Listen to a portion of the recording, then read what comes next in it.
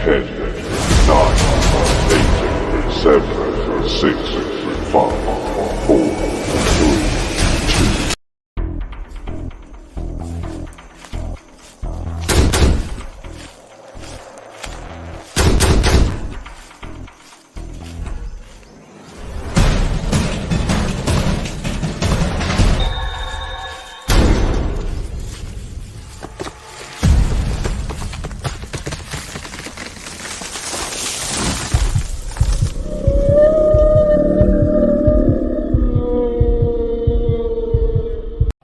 Hello, my friends in Sasquatch land. It is I, Chris, from Discover Sasquatch, and it is not Tuesday night. We are here on a special show on Friday. We are here for Todds Story 2.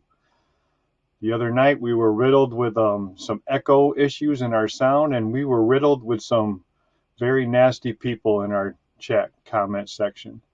They have been blocked. We are going to do this show without comments today.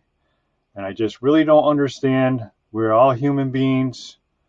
We're only here one spin around one spin around. Why do you have to be nasty to other people? I will never, ever find that out. But they are gone. We are going to do a comment-free show tonight for you.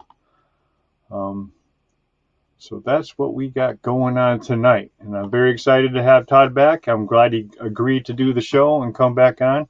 So without any further ado, here he is, Mr.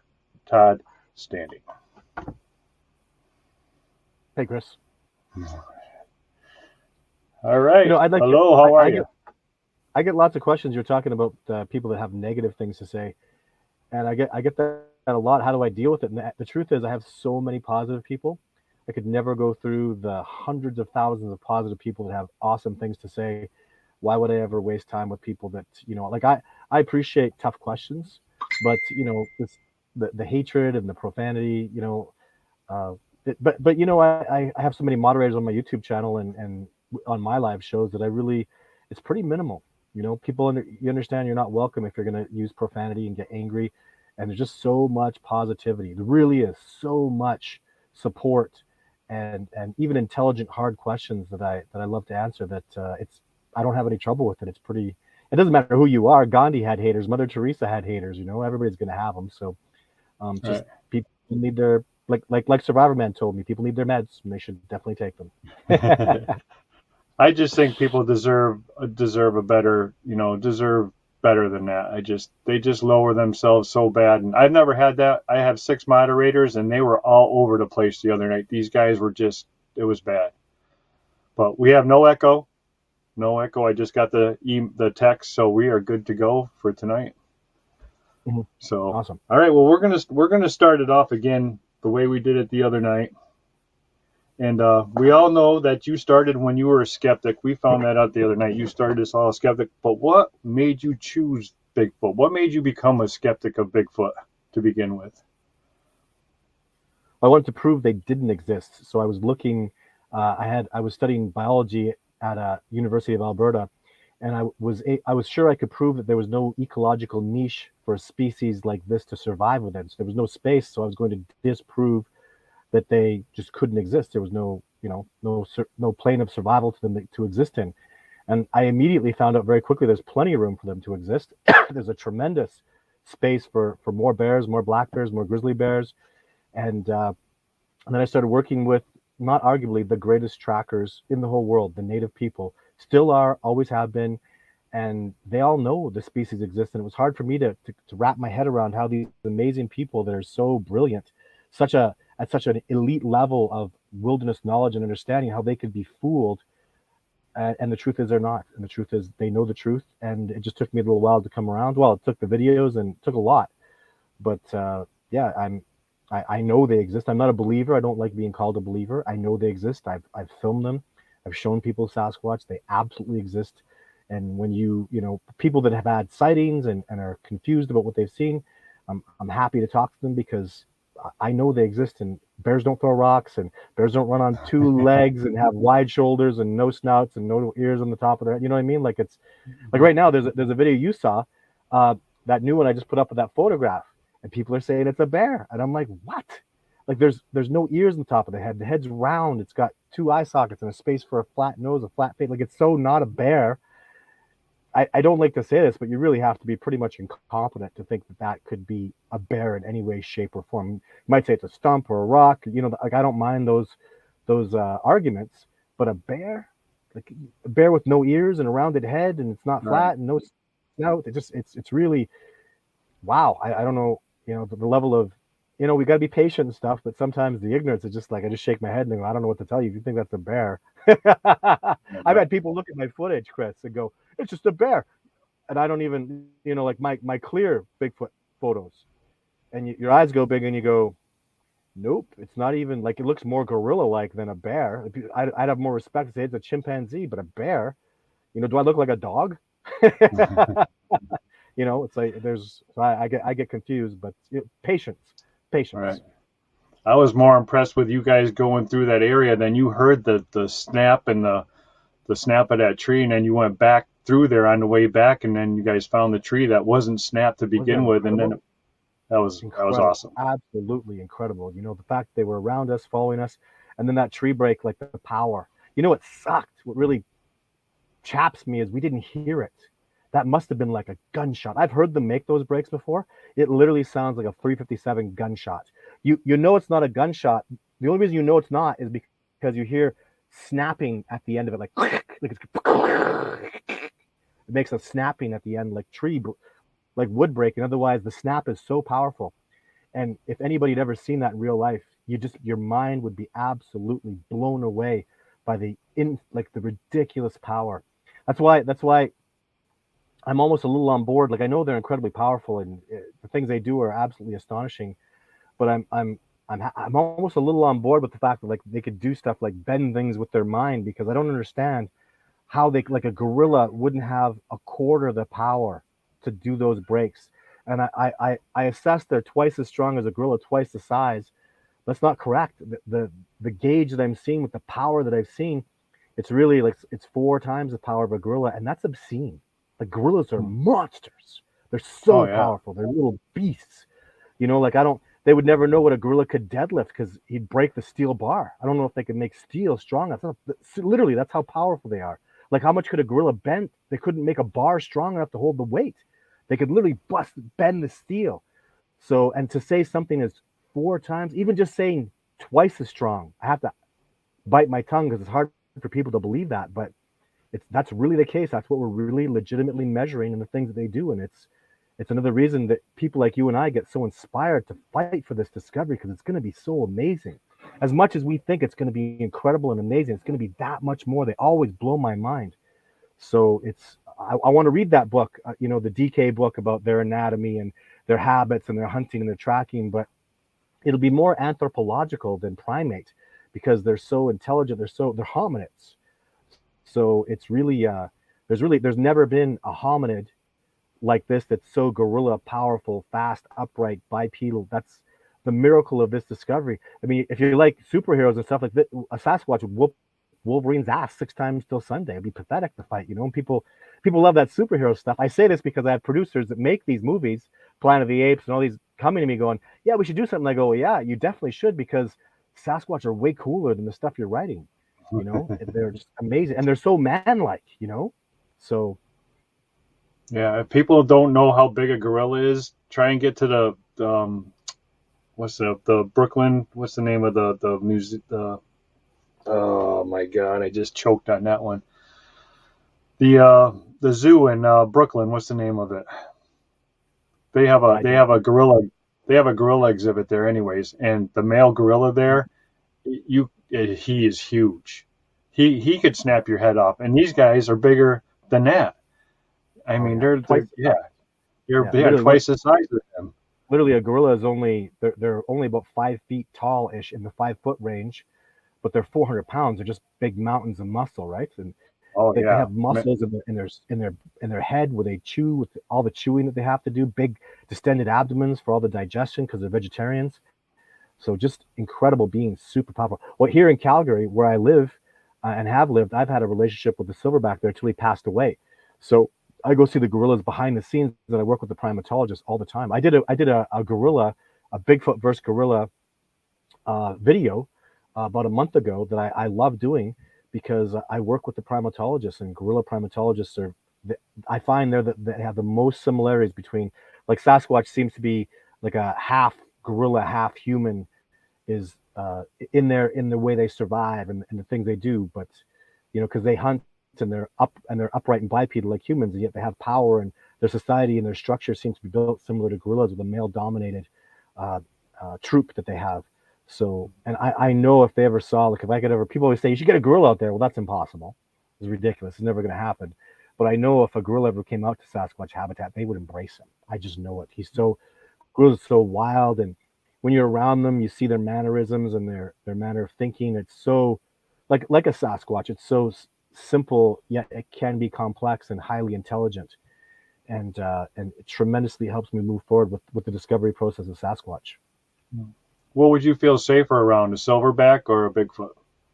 I'm going to find out because I have a big reveal. There's one of the top primatologists in the world's coming out with me this year. I shouldn't be talking about this, and he's going to take me to go out and see the gorillas in the Congo. So we're going to exchange, research areas. So I'm going to see it in real life. Honestly, I have so much time, I have so much experience with Sasquatch, and I know my troop, so I really trust them significantly more. But I'll trust my guides, and I'm going to do some research on the troop of gorillas I'm going to go see. And I'm very interested to see, because special people get special attractions from the gorillas. Gorillas will come over to people that have unique energy, and my guide really expects that. Even one of the top guides in the whole world, the guy who guided Dian Fossey, he wants to come out here, and he's going to come out of retirement and come guide me to see the gorillas, which is really exciting because he's a big fan of mine, and I'm a huge fan of his. He guided Dian Fossey. He was the man. They portrayed him in the movie, right? He's one of the top gorilla. He's the top gorilla tracker in the whole world. So it's very, very exciting too. And they know. They listen. They talk to me. I have exchanges of information. And when they come out here, they'll know. They'll look at stuff. Like when you know about primates, when you see the signs and the tracks and stuff, I took out an Apache, one of the best Apache trackers years ago. A reserve sent him out to work with me. This is 5 or 6 years ago. I took the tracker out, and I literally took him to, we went out just backcountry, and we're in general Sasquatch habitat, just winding our way randomly through the wilderness. When we found Sasquatch tracks and breaks, he literally took about 20 minutes, and then he said, "Take me home." And I went, "We have so much, like we had like 3 days left." He goes, "No, Sasquatch are real. You didn't fake that. You didn't make 900-pound footprints like that in the ground in this random wilderness. There's no way you faked this. I'm going home to tell everybody that they're real." He says, "And what do you really know about them?" "I know about bears. I know about mountain lions. We study them. We're around them all our lives. Do you know when these guys mate? Do you know their habits? Do you know this guy's angry? Do you know how they kill people? Do you know anything like that?" And I went, "Nope." He says, "These are real. You get me home straight away, and I'm on the next airplane, and I'm peace out." And I never heard from the guy again. I heard from the reserve, like, "Thanks for showing us that Sasquatch are real." But I really appreciated the no BS. They're real. It's legit. You didn't need to see one. A really good tracker will know. You can't fake that stuff. Like deep impressions in the earth from a monstrous, powerful being.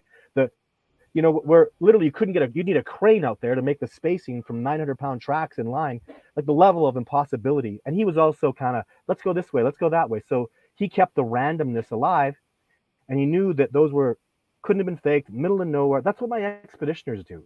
I wake up in the morning and I have an Army Ranger go, "Todd, you ever been northwest? See that ridge over there?" I go, "No, I haven't." He goes, "Let's go there." And we find tracks and breaks and stuff. And they go, "You couldn't have faked that, man." And these things are like 10 years old, some of them to 6 months old. And they just know.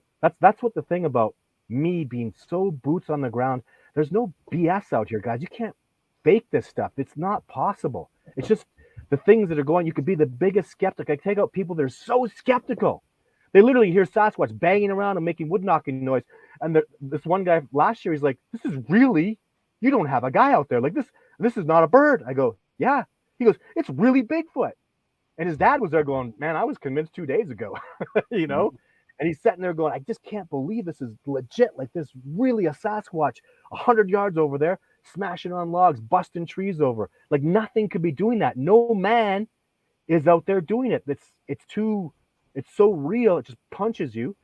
And that's the reality of what I do. That's why I want to take out Fish and Wildlife. That's why I tried to sue Fish and Wildlife. I just want to take them out there and show them a Sasquatch, That's all the lawsuits were ever about, is just let me show fish. I'll show fish and wildlife. Give me 3 months on an ecological survey. I'll have a Sasquatch humping his leg in 3 months. You know what I mean? I take people up for 7 days. What you saw in Survivor Man and with Jeff Meldrum was never longer than even 5 days, to be honest. And look at Jeff Meldrum saw Sasquatch. Survivor Man interacted with them. They were around him all the time. The evidence that we saw was absolutely mind-boggling, profound. It's real. They're out there. Don't take my word for it. Come out with me and I will show you a Sasquatch. How do you fight that? And that's what I do. I got 10 new people coming out this year, 20 old expeditioners coming back out. I have a full-on research site, and all this crap about the hoax. You're so morphing my head into a Sasquatch head, saying that my dad dated a woman who owned a fabric store that proves he's a hoax. Like, you understand, Jeff Meldrum and Survivor Man and John Binnernagel, who's passed away, they all listened to all these arguments and they just went, are you kidding me? You think that his dad dating a woman who owned a fabric store, which never happened anyway, they just invent the most preposterous crap.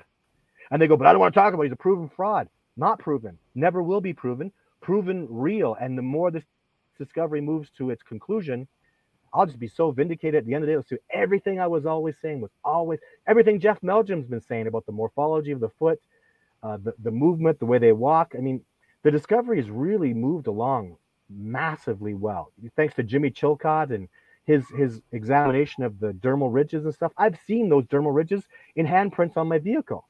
They touch my vehicle and I have that, like it's so universal about what they do and how they survive. So to me, really, there's really, in the United States alone, there's 100 million people that literally believe Sasquatch is either real or very probably real. That's huge. That's a third of the country. And those are people that have done their research, or they know somebody who knows, and it's flowing really well. There's over 200 million that are absolute naysayers, but they live on pavement and cement, and they have no idea. Have you been to California? Have you been to Los Angeles or New York City? It's an ocean of cement. You know what scares me? That scares me. Cut off the water, cut off the food. They have nothing but cement they live on. They'd be all dead in a week. Flying over LA and just seeing an ocean of cement and no life at all. Highways and houses and cement. If those trucks stop bringing in food, man, if they shut off the water, those people are just gone. Not me. I'm out. See you later. Out in the bush, hunting, surviving, foraging. I have plenty of water. You know what I mean? Like, people that are afraid to go wilderness, I'm literally, the cities terrify me the way you can just shut it off and end all life. It's pretty scary. I got it. How many people have been up to that mountain where you left Les?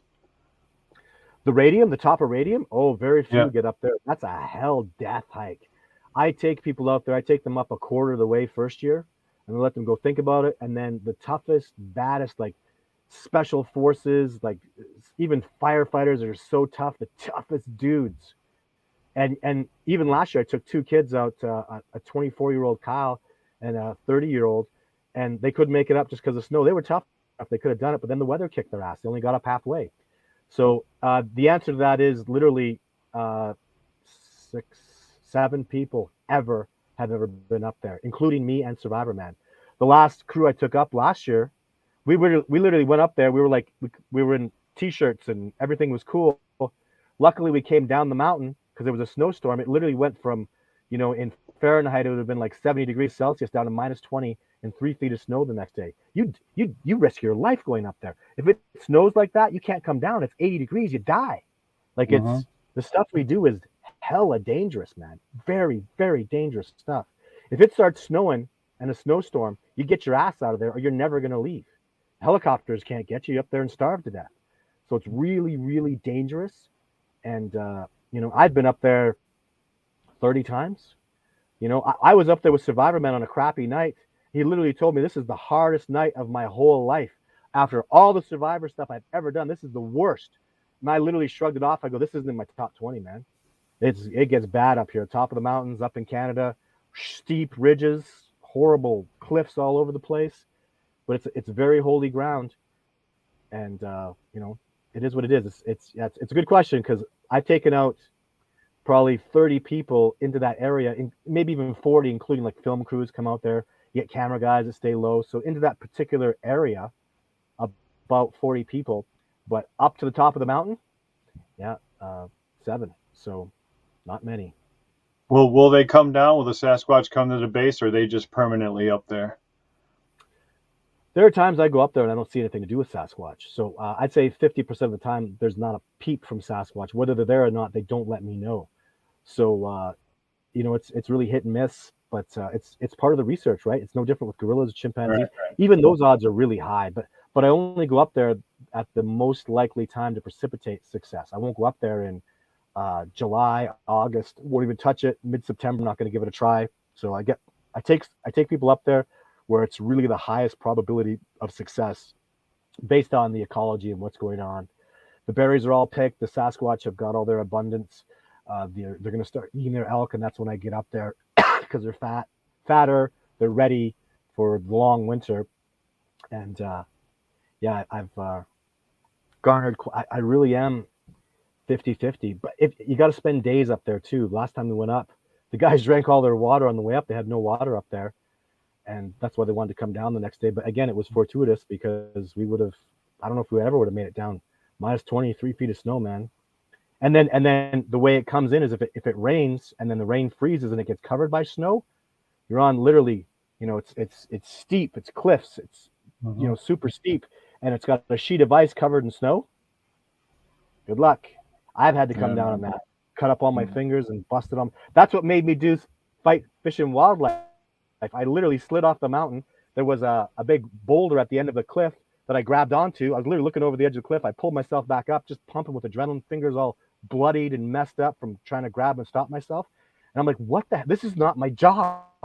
It's Fish and Wildlife job. The bastards got to do their job. I got to do something. I'm going to sue them. I'm suing them because I'm not responsible. I'm not a steward for Fish and Wildlife. I literally went home and told I'm suing them. I'm sick of being the guy making this discovery. They get paid to do this. It's their job. So they can get their ass out there and do their darn work. And that's what started the lawsuit. Well, what's the greatest interaction you ever had at the top of that mountain? Without a doubt. So I was up there at no success whatsoever. I was 6 days on a 7-day expedition, not a peep. So I was just loving nature, adoring nature, looking at how beautiful it was. It was a nice day. I stay up pretty late, so I take 2:00 naps. Woke up from my nap, and there was I believe it was the shaman of the troop, about 50 yards away from me, knelt down. He was like pretending to forage and eat stuff and moving towards me. And I felt his energy. I felt his power. I felt like he was smiling even though he wasn't. And he was just foraging towards me and towards me. It was the greatest moment, really, of me interacting with Sasquatch. It was attuned to like my daughter and my son being born. It was just a real powerful day. And then I destroyed it. I made an enormous mistake. But I learned a tremendous lesson. What happened was when he got like 20 yards away from me, and I was just like, man, this is he's gonna lead me somewhere. The troop's gonna come around. This is amazing, but I gotta get some video. And remember, he had his back to me. And as soon as I looked over at my camera, I got to get some footage. He punched the ground and he got mad. And I thought, he can't see me. He doesn't know what I'm doing. So I reached over for the camera and he stood up, not even looking at me, back turned to me, got up all mad, stomped off, smashing trees, pissed off, and gone. And I thought, what the hell did I just do? If you don't think he felt my energy change, then I don't know. That's what it was. He felt my energy change. He didn't understand. See, when you go to reach for a camera, you want to sneak a shot off. I want to get some footage. I want to show if you don't see how that's sneaky, and he felt that energy. And I was like, just look over at the camera, chill. He can't see me, nothing going on. He got really upset and I lost the moment, and I'll never do that again. I tell that to my expeditioners when I drive out there. I explain all this stuff to them because they need to decide if they want to use a camera or not and how that will play into their success or not. All of them say no cameras. Even I have most of them go, we'll never get footage as good as yours, and people aren't on board with you. The majority of people don't believe your footage. We're never going to get that footage that good. And by the time I look down at my camera, get a shot, the Sasquatch gone, that was my moment. Don't do that. So it's up to them. They're the expeditioners. They're literally like my customers, and I keep an open mind to what they want. But I've never had an expeditioner. They ask me to leave my camera behind. That's why I'm not getting much new footage, because they're the ones that subsidize and pay for that research. If they want no cameras, I go no cameras, and make it about them and make that discovery process very, very clean and very pure. If a Sasquatch come around, I'm only there to interact and grow a relationship with them, not to sneak off a shot, right? And I've been like that for you. People bitch about me not getting new footage. Well, I'm doing things differently because that day, literally, Chris, I feel like if I'd have just stayed in that moment, he would have sat right beside me. He would have started communicating with me. I would have stayed there for another week. I wasn't going anywhere. I was scheduled to go home, but screw that. There's a Sasquatch here. Like, that was my dream of dreams happening. And I botched it all. And now I need to learn to be clean like that. I need to learn to get back into that moment. And I'm ready. I really am. I feel like even after last year, I know I'm ready. And I'm at that point again. And I'm going to go out there and I'm going to get that feeling again. And they're going to come back around me. I'm going to really embrace that moment. I'm going to look at them like my teachers.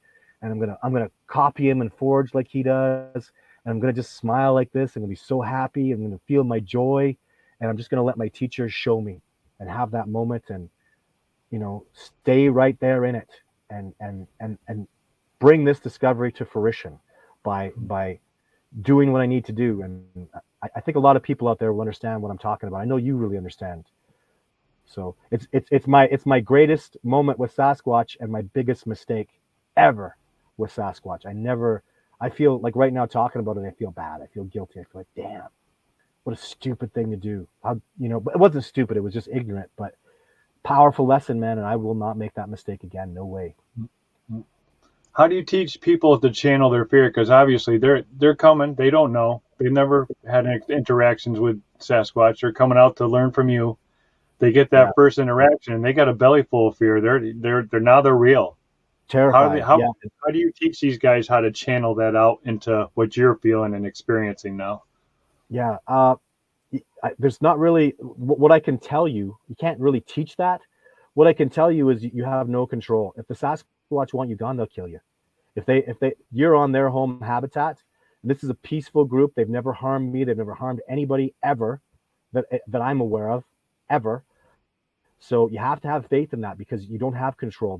If they want you gone, they'll throw a boulder 200 yards, take your head right off. You're done. Like, they will own you. They will assassinate you. So the only thing you have is your tranquility and your peace. And I don't care how scared you are. I teach people to have a program. If a Sasquatch comes around, he's being intimidating, you sit your ass down and you start putting stuff in your mouth. You show the behavior, and I've seen, like, you just terrified, like even me, terrified. You just put that food in your mouth, and you don't have to eat it. What you're doing is you're showing a blatantly obvious thing that's eating, and nothing eats when it's angry, and nothing eats when it's scared. So even though you're terrified, just get in that moment, put some grass in your mouth. There was a day I did that once. I was literally like, I was putting like rocks in my mouth. That's how terrified I was. I remember the Sasquatch over my shoulder, and it's this hand I know because it pops. And when I went to put the rock into my mouth, he whacked it. And oh my God, dude, my hand just smashed on the ground. Right? And he just sat there calmly. He knew it hurt. And what did I do? My limp hand that was nearly busted, I went and reached for a rock to go put it in my mouth, and he freaking whacked it again. And I laid down like in pain and just went to reach with the other hand, and he was like, this guy's just not going to get it. But that's what I teach. I teach show calm serenity by eating something, and don't look them in the eyes, and just, and if you do, you're on your own. Because whatever they decide to do, they are. Did anybody ever run? Have you had anybody run away? No, I ran once. They smash you, they chase you down and whack you down. They're predators. You don't run from anything. You don't run from a little chihuahua. It'll chase you and bite you. So they definitely chased me down, and they were whacking me in the middle of the back. I'd fall on the ground, get up again, run. So yeah, I did once.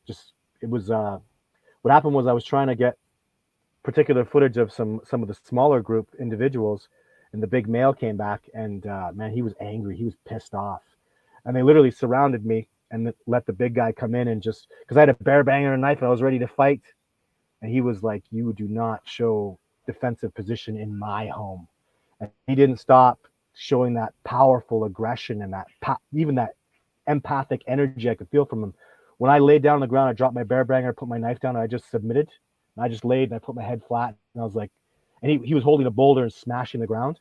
I was like, I've so submitted, man. Like, I know you could kill me right now, and there was never going to be a fight. And when I did that, he calmed down and let me go. And as soon as I got up, I was so terrified. Like, I heard him breathing, And as he approached me, he had a huge boulder in his hand, and he was smashing the ground with it.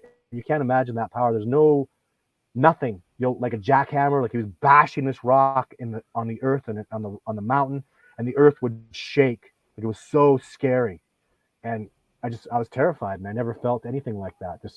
And he wasn't infrasounding me either. He wanted me to feel his energy, his power. He wanted to submit me, and I submitted, like laid down flat, just terrified. And I didn't have a plan of action at the time. Now I do have a plan of action. Don't run, sit your ass down, and eat. That's what they do with gorillas. So they do with chimpanzees. Jane Goodall and Diane Fossey did this. So, and it works brilliantly. Totally works. That's the best thing to do. So that's what I teach people. And I've never seen anybody get so terrified and so scared that I just say, eat. And if they don't do it, and if they run, I'll react and do what I can to keep them safe, because they are my responsibility. But I'll never draw a gun. We'll all die. I'll never take a shot at one. We'll all die. That's the surest way to death, is to try to harm a Sasquatch. The First Nations people said, the translation is, when you go to mess with the Sasquatch, take your last breath, because you won't get much more than that. Right. They'll get you. You'll be gone. Yeah, we had something similar happen at my trading post. We thought one jumped out of a tree because we felt it at our feet. Massive. Something jumped, or maybe a boulder, like you're explaining there. But that's the only time I ever seen my investigation partner, Larry. He's like, I'm going to take my knife out now. That's how bad the ground. I honest to God, the ground shook. It was boom. It was a boom. Boom. That reverberation. Boom. I remember it just like it was yesterday. And Larry goes, I'm going to take my knife out now. That's what they call themselves. They call themselves Boom. What they were saying was, we're here. This is us. That's how they introduce themselves, is with a boom, or even 3 booms. Boom, boom, boom, I've heard. Survivor Man's heard it. A lot of my expeditioners have heard it. That's what they call themselves, is the boom. Even there's a lake called Boom Lake. It's where the Sasquatch live, and the natives called it Boom in their native tongue.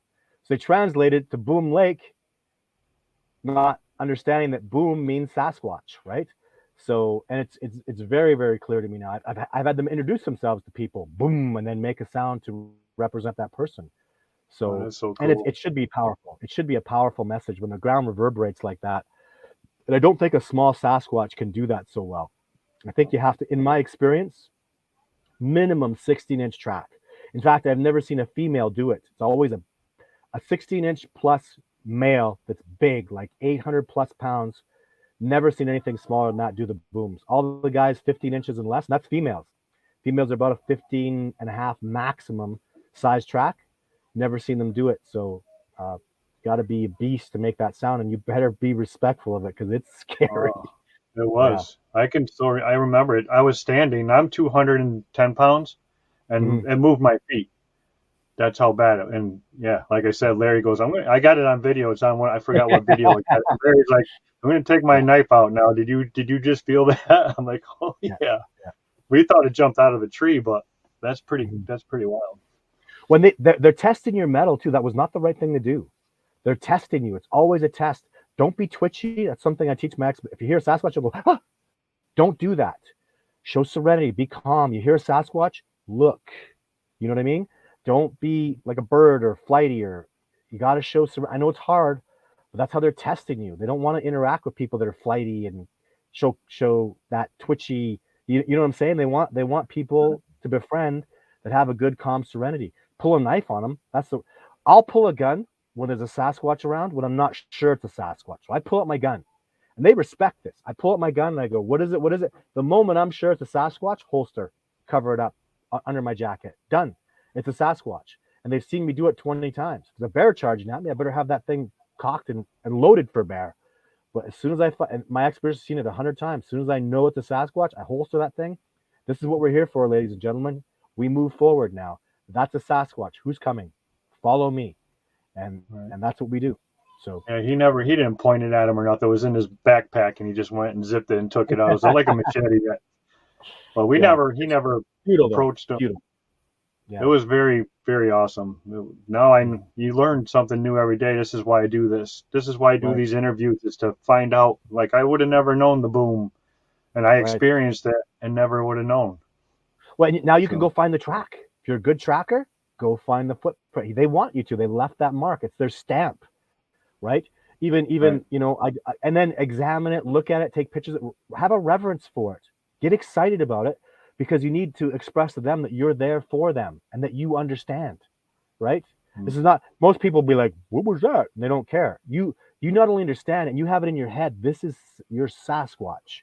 This is you, and I'm here for that. That's why I'm here. I want to be closer to you. I want to build a relationship with you. You're my teacher. I mean, that's the only way you could do it too, is you're my teacher. I would like to be your student, and I'm here to show that, and I want to learn. So it's a big deal. And finding that track, if you ever do, even if you can go back that spot, I don't know how long ago that happened, but That to was a find while that ago. track is huge, right? It's really, really important. They want you to, 100%. They left a stamp on the ground. So I was on a radio show last year with this guy. He was a big radio host. I can't remember the name of the show off the top of my head. But anyways, he goes, I found these 3 tracks. We heard boom, boom, boom, and I found 3 tracks. Todd, why were there only 3 tracks there? I go, what was the terrain like? It was really, really hard. Yeah. He left those there on purpose. How many booms did you hear? 3. How many tracks did you find? 3. He did it on purpose. These are the greatest trackers that have ever lived. He wanted you to find those tracks. He left his mark, and he didn't leave any more tracks. You don't track the greatest trackers that have ever lived. Trust me, I've tried. You verse them, you're going to lose. So for the first time in his life, he realized, oh, they were purposely, and that's what a lot of people get confused by. Why do I find 1 or 2 or 3? And I mean, there's other reasons, obviously, through going through trees or trying to hide themselves. But the greatest tracker in the world leaves tracks, not by accident. I promise you that. They don't have to leave tracks if they don't want to. So, and if you ever do get a Sasquatch trackway and you follow it, don't follow it for long. Take 2 trees and make an X over it before the trackway ends. And what you're telling them is, I am a good tracker and I did follow you, but I'm not going to follow you home. And now the next day they'll have confidence to know, because they don't know how amazing you are. They don't realize how ignorant we are. That's the truth, right? And they love that. They appreciate that. They respect that you're not, because you could potentially follow them all the way back home and get them in trouble. And they don't want you to come to their home habitat. So just follow that trackway, leave a night to just take 2 trees, 2 branches, make an X over the last track, and back off. They will. That's how I go into a habitat, and the Sasquatch just love me so fast. They recognize a tracker. They recognize my skill. I look at them. I hear them, and I look at them, and I smile, and I go, I hear you. I know it's you. I go find that trackway. I leave them the X, and the next day they come around like crazy, because they know what I'm saying is, keep interacting with me. I am a great tracker, but I'm not going to follow you. I get the rules. I understand how this, I don't want to say game is played, but I understand how to build this relationship. It's little things like that I teach that just take it. I get so much, like I was in New York and a Sasquatch came in 4 days. I had a female Sasquatch 20 yards away from me. Guy's been there for, a decade, never had that happen. How? I showed him how. It's all these little things that I do that they appreciate. I backed up towards a Sasquatch in New York. As soon as I knew it was a female Sasquatch, I was 100%. I put my back to her and I backed up towards her. She never saw anything like that in her life. She was shocked. She went and told the other Sasquatch. This maniac backed up to me and was smiling. And I had a smile this big. I got to see a Sasquatch in the Adirondacks in New York. And the expeditioners are looking at me like I'm a lunatic. What are you doing? That's a Sasquatch. That's why I came here.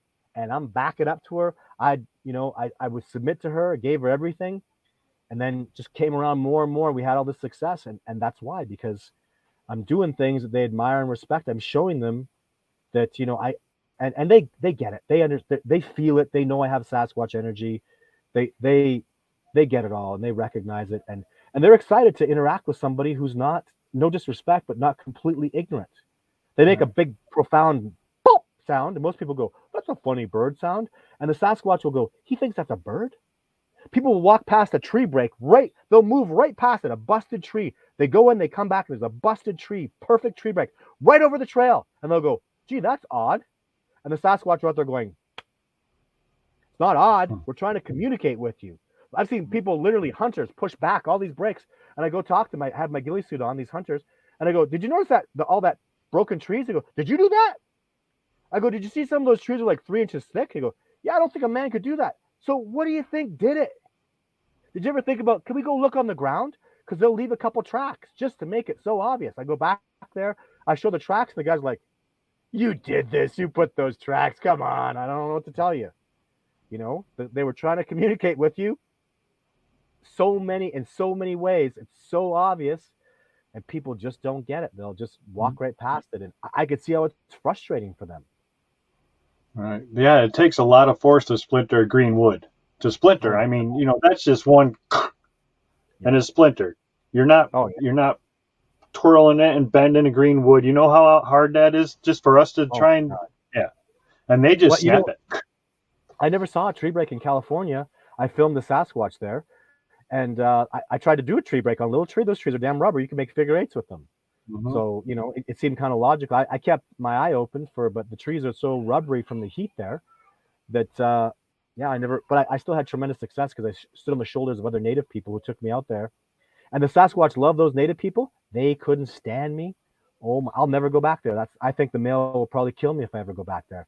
So I find that my odds, although I can generate success really, really well, 50% of the time, literally, they hate me and they don't want me there. They know who I am. They're conservative.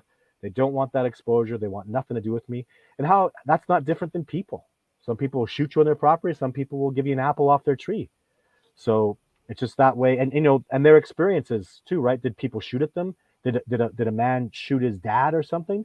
I'd hate people too, right? So every group is going to be different. And you just have to find one that's agreeable, especially even to you. They like the native people. They couldn't stand me. Like, had a big ass hatred for me, big time. So, and it's the dominant male of the group. He's the one that's going to put you in your place. He's the one that accepts you or tells you can't come back. And Right. if it ever comes to that with you, give me a call and I'll help you figure it out. You definitely got to respect that for sure. Now, I told you about the coyote leg that they left for me, and where we go and research. My buddy lives there. He gets feathers left for him at his special spots. Like, he cuts wood, so he'll find raven feathers stuck in the wood in his little wood garage, and he heats his house with a wood furnace, and there'll be a feather laid down at the bottom. Have they ever left you any kind of gifts, or just to show you that they're have they left you anything? All the time. But this year, mind blowing. I have this little. Did I do a video on it? I think I must have a picture of it on my Instagram page. They made 4 little rocks. They stacked them up, and it was so, like, the hand that did it was so gentle. Like, literally, you touch the structure, it just fell over. And the rocks had white on one side from the calcium deposits that they got from the atmosphere, and they were black and dirty on the other side. And it was just a gorgeous little rock structure. I've had them do rock structures a lot. That one, and I had 3 people, 4 of us in total. I witnessed that thing where it wasn't there. Apples got taken. We came back and they left us that structure. And I didn't touch it. I went back and I started talking to my other colleagues, and all of them said, "Are you insane? Go back there and get it." So we took pictures of it, and I still have it over here. I haven't glued it together yet. I will, but it's the hands that put that Sasquatch put, and I believe it's put her hands on that and very delicately stacked it, and it's very beautiful.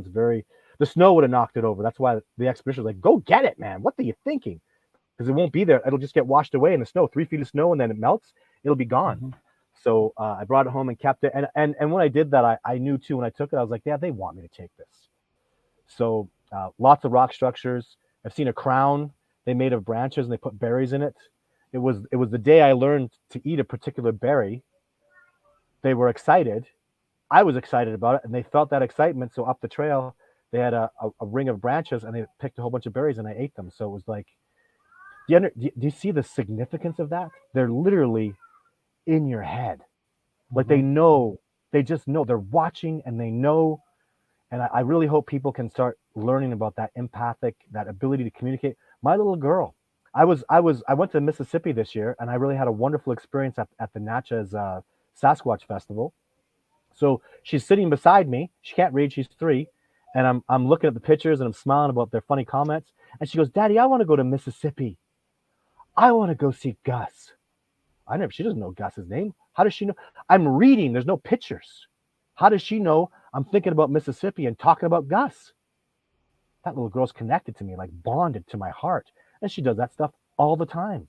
I have this incredible relationship with both my children and my family members, and my dog. That I'm a huge dog person. I talk to my dog empathically, And I'm really working on that stuff. And I hope people can understand the Sasquatch are much better at it than us.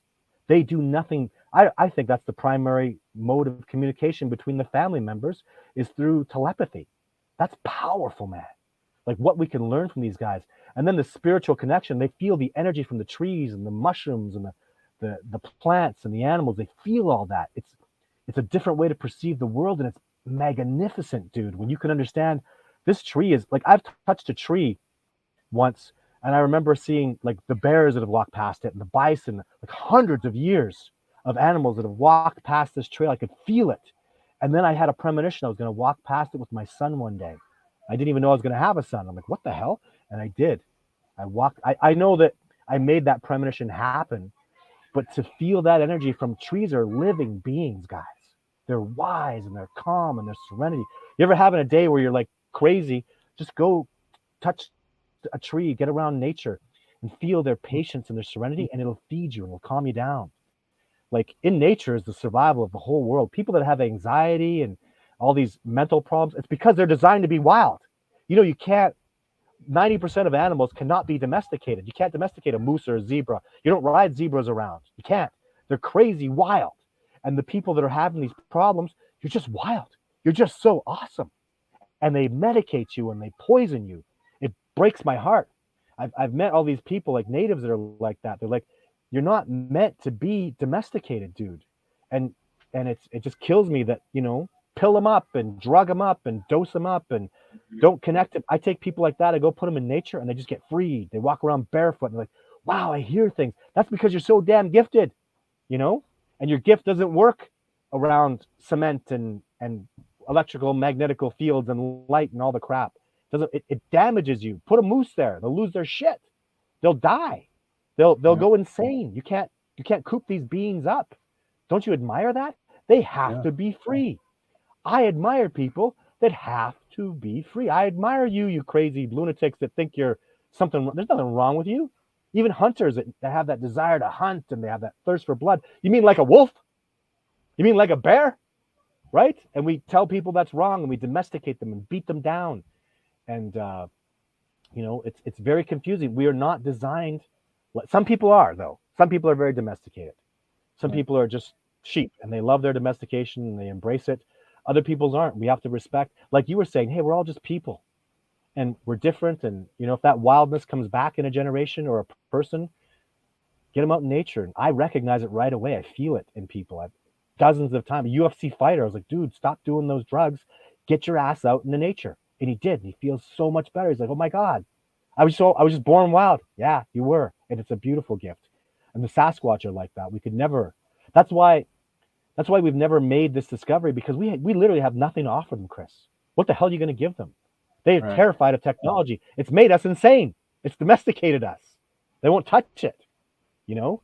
So how do we make this discovery? And that's we let go of everything that we are, civilized, domestication syndrome. We let go of that and we feel wild and we connect with nature. That's why that Sasquatch came around that day. I didn't give a shit about Sasquatch. Sorry for the S-bomb. I just was loving nature. I was loving the trees. I felt like I was part of it. 6 days out in the bush and I was just clear. I wasn't worried about what time it was, where my bills were, all that crap that just grinds in our head every day. I was so free. I never felt so free. And boom, there he was. Coincidence? He was waiting for that. And I need to get that back. And so do you, Chris. Get wild. Feel it. You know, feel naked and touch the earth with your feet and feel forget about Sasquatch. Just love nature, embrace it. The master, you must have heard this, when the student is ready, the master will appear, right? When the student is ready, the master will appear. Sasquatch means master of the wilderness. When you're ready, when you love nature, when you're ready for your lessons, and you've got to that level, when you're on their frequency, they'll just appear. And you can't fight it, you can't force it. This is something that you just have to really clean and clear yourself and connect. There's no way to cheat this discovery, guys. There's no way to cheat that footage, right? Couldn't do it. Couldn't sneak it up on them. You don't cheat this way. This is part of your soul. This is spirituality. You don't cheat your soul and your spirit. You embrace it and you connect with it. All I do as a teacher is I help you find your way and your connection. And then I let you go because you're free. Literally, I just say this and that, and I see things in you, and I'll pick up on stuff. And once you're smiling, and once you've got your little cues, you don't need me anymore. You're free, and you go and you fly and make. That's all I try to do is you're a bird, and I'm just teaching you how to fly. And once you fly, you'll fly in a completely different direction from me because you're not me. Don't do it my way. You're very original and special. Every one of you is. So that's what I teach. That's awesome. That's awesome. Yeah, you're not. This bird isn't going to the top of that mountain and being up there by himself one night. I'll tell you. The bird ain't ready for that. You don't have to be the top of the mountain. People aren't going. There are people this year. I'm taking them into Sasquatch habitat down in the lowlands where it's like a 3-day hike in, 3-day hike out. They don't want to go to the top of the mountain. They just want to go into Sasquatch habitat and just feel zen and connect to nature. And I'm really excited to do that. I'm scared because, like I say, these guys are going on their own journey, and I smile. They have their own inspiration. They want to go that way, and I know what's over there, and I think it's good inspiration, and I encourage them.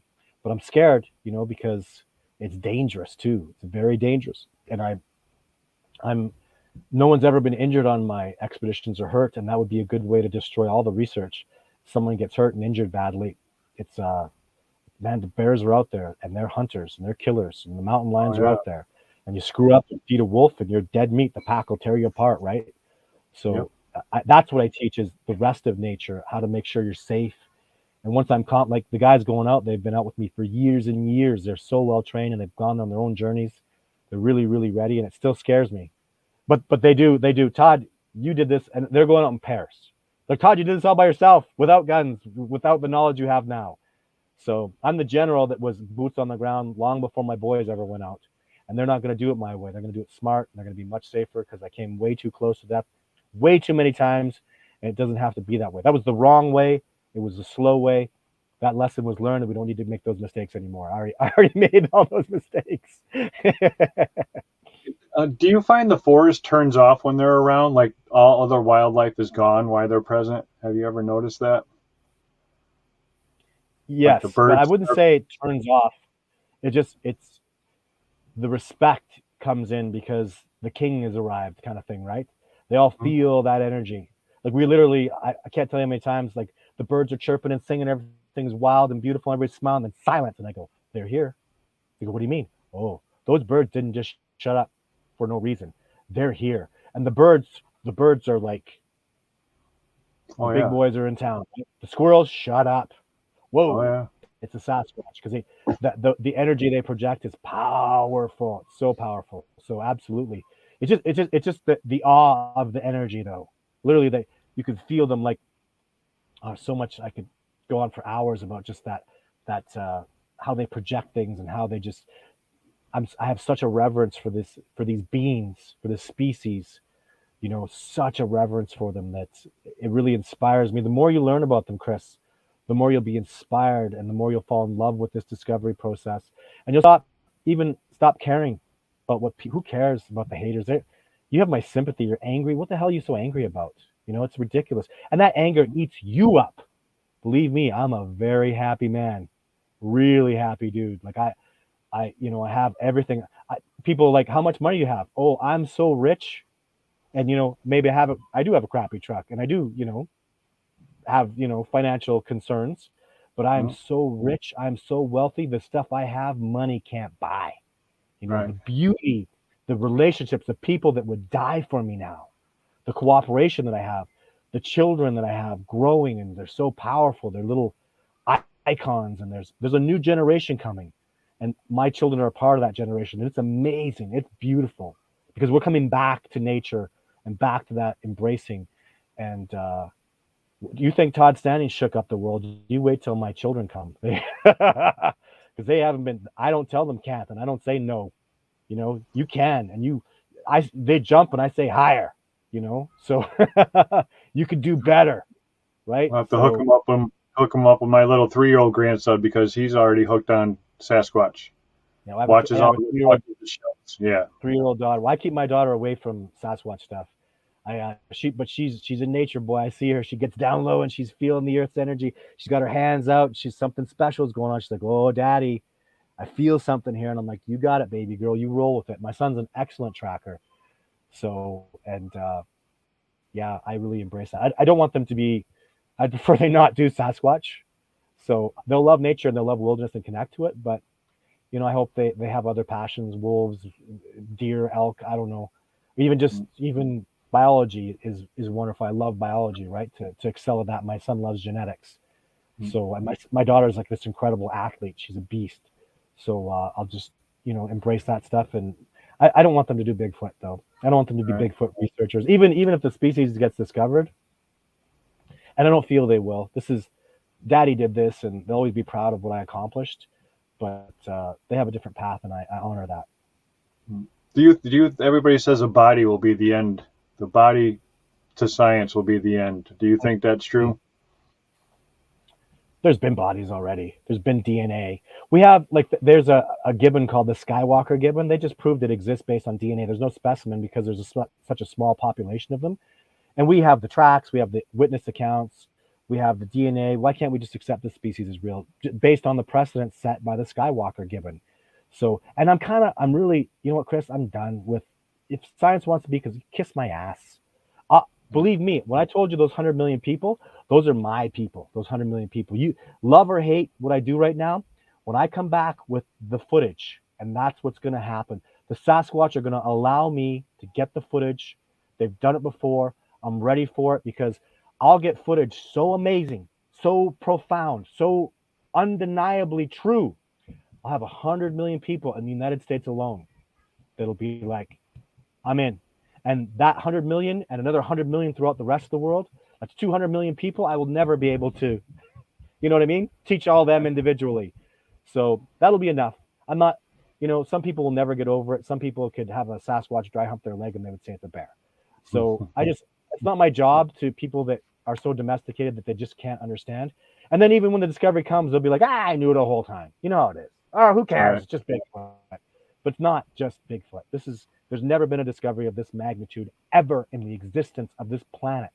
Has there been this level? This is more important than alien contact because aliens have that outer space and the rest of the universe.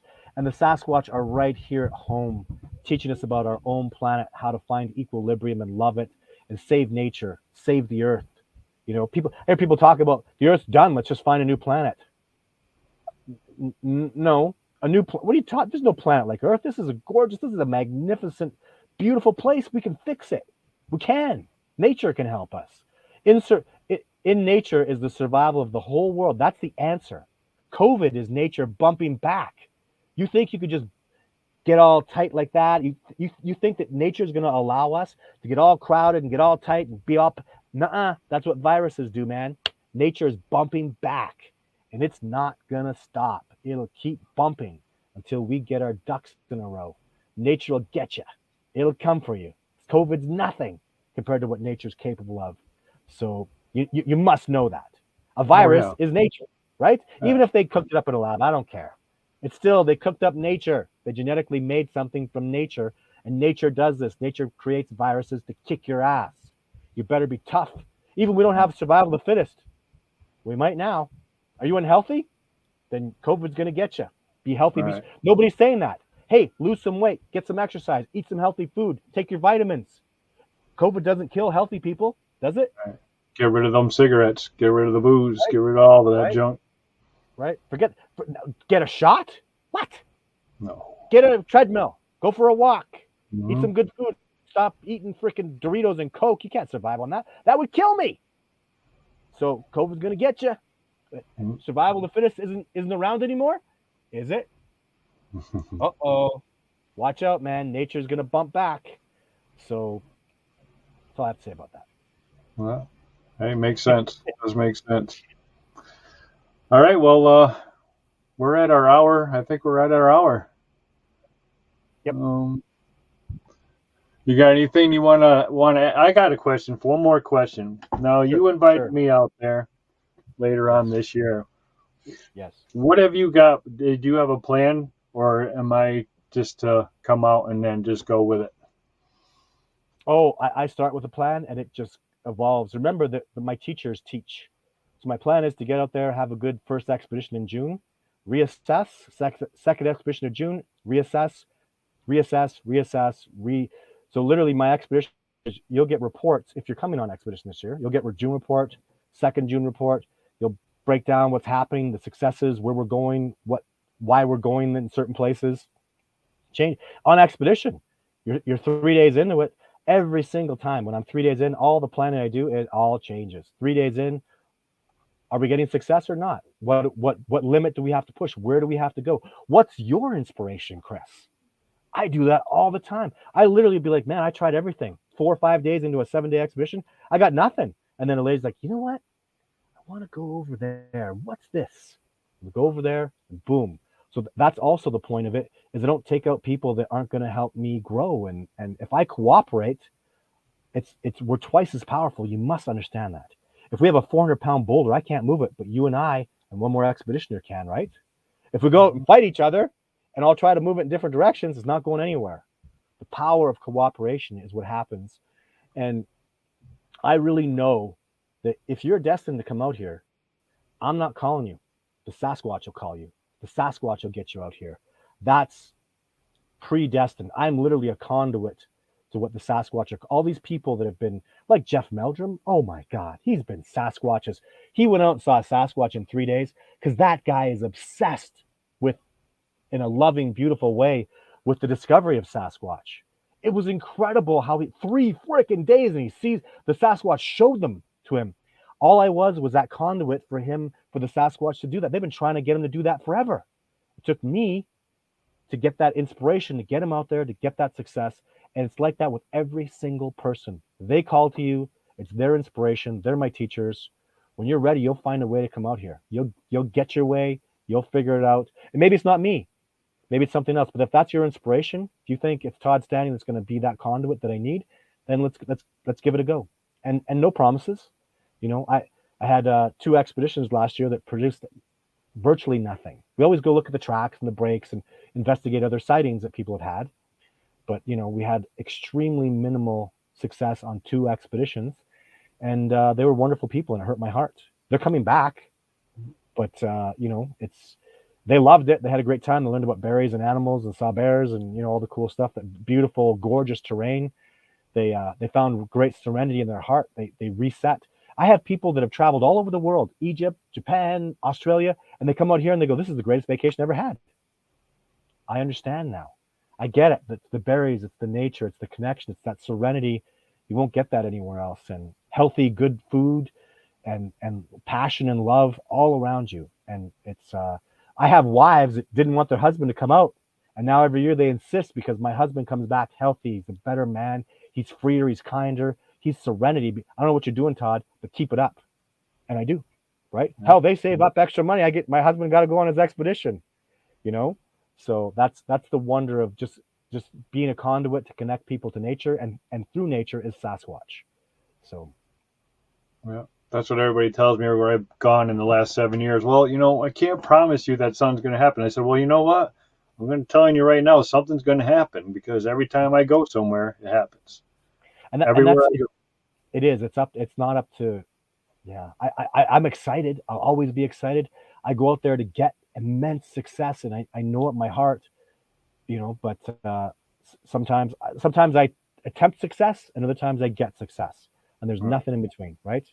So, well, I've struck out here numerous times, but I've also had numerous times that are just unbelievable, and wouldn't trade it for the world. I tell everybody, my motto is get in the woods. That's what I tell everybody. You don't believe me? Get in the woods. Just go get in the woods. Yeah. Be safe. Get in the woods. I'm scared about someone getting hurt because it's so freaking dangerous. Yeah, be real safe and do get in the woods. Go connect with nature. Find a way. Yeah, absolutely. Yeah, we have a big old tree we visit at our area all the time, and it's like we call him grandfather of the forest. And every time we go by, we pat the tree and we make our way through. Oh, good for you. That's it, man. How we do. It's crazy. Yeah, learn from that tree. He's very wise. I've been there a long time. Yeah, been there a long time. That's good. You're definitely on the right track, right? That's why we're connecting. You're definitely doing the right things. Good. Yeah, I'm excited. I'm excited for this year. I got a lot of stuff planned, and I'm ready for all of it. So good.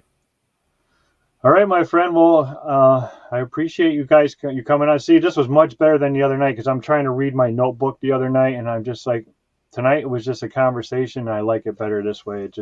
I like to wing it and just go where it goes. And it was awesome. Yeah, me too. Yeah. So I thank you very much. You got any welcome. thoughts? You got a final thought for the audience, or? Don't take my word for it. Come out with me and I will show you a Sasquatch. And if you're not capable of coming out, enjoy the videos, enjoy the movies, enjoy the YouTube channel. Because you love this discovery, you want this discovery. There are people like me out there. I am a full-time Sasquatch researcher, and my life is devoted to making this discovery precipitate for the betterment of this beautiful planet that I love.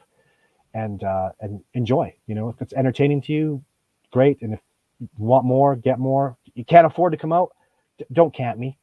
Find a way, or even don't come out. Go do your own thing. Go find your own place. Just and when you're ready, everything comes to you. Just when you're ready, just like the Sasquatch. So be patient, and it's all about really loving nature and appreciating nature. Love it, appreciate it, study it, live it, and you can't do anything but win if that's the case. If you never saw a Sasquatch, just reconnecting with nature, it's so beautiful, and that's what I really feel like. I smile like, hey, the Sasquatch researcher, yeah, but I'm a nature lover. I'm a wildlife guy first, beyond anything else, and my teachers are the Sasquatch. Oh, there we go. We cut out there. All right, my friend. Well, thank you very much. I'm going to tuck you away backstage again if I can find my cursor or whatever they call this thing. Oh, there we are. All right, ladies and gentlemen, Mr. Todd standing. Thank you. All right. What a show. I'm glad that we got to do it right. No echo tonight. I like the way everything flowed tonight. And this is why I do this broadcast, so I can connect with other people. I don't do it to make any money on YouTube or anything like that. I would have never had another chance to talk to Todd like we did tonight if I didn't have this little platform. So I appreciate Todd taking time for the second time this week out of his busy schedule to visit with us. And hey, Mr. Joe Pass, look at the shirt I got on tonight. I finally found it. The Squatching Cowboy shirt. Told you I had it. So it was another great show. Thank you for all tuning in.